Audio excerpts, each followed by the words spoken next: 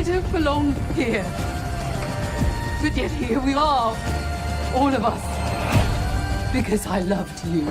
We've seen Claire endure a lot. We reach a point in this season at the beginning where she's basically at her breaking point. Do you think that's an accurate take? And talk to me about why you think now things are hitting her a little harder. I do think that this is Claire unraveling in a way we haven't seen her before. I think, and maybe this is just why she's such a good doctor, or maybe because she's such a good doctor, this is part of her coping mechanism, but she's always been able to compartmentalize, put something in a box, put it to one side, move on.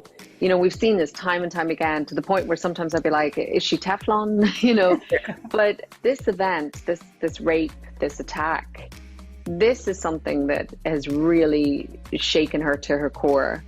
And I think these old coping mechanisms that she's had up to this point, they're not serving her, and she can't ignore this fact anymore. And the pain and the trauma are too much for her to cope with. And so we see her starting to self-medicate, which is something we've never seen before. And it's part of her need for escape, her need to get out of her own skin, to escape these feelings that are just building up within her.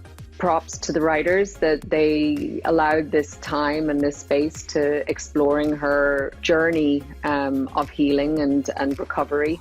I think that was really important, because what we saw at the end of last season was really intense, and I think it's you need that time to sort of allow these characters to come out the other side of things. Jamie and Claire are so attuned to each other, but he must not know at the beginning of the season how deeply this is affecting her. Or maybe he knows and doesn't know how to approach it. I don't think he knows how deeply, for sure. I think he's very aware and is watchful. He's been through his own trauma, and so knows that I guess we all deal with it in different ways. And yeah, Claire's history is that she normally does compartmentalize and move forward, and so I guess he's giving her space, giving her time to heal, and he's there for her. He lets her know that, but I guess he expects her to come to him if she indeed is struggling or is having trouble with that, and doesn't expect her to be in quite a bad way as we find out she is. So it is a surprise for him. I think his eyes slightly distracted by everything else that's going on the ridge. So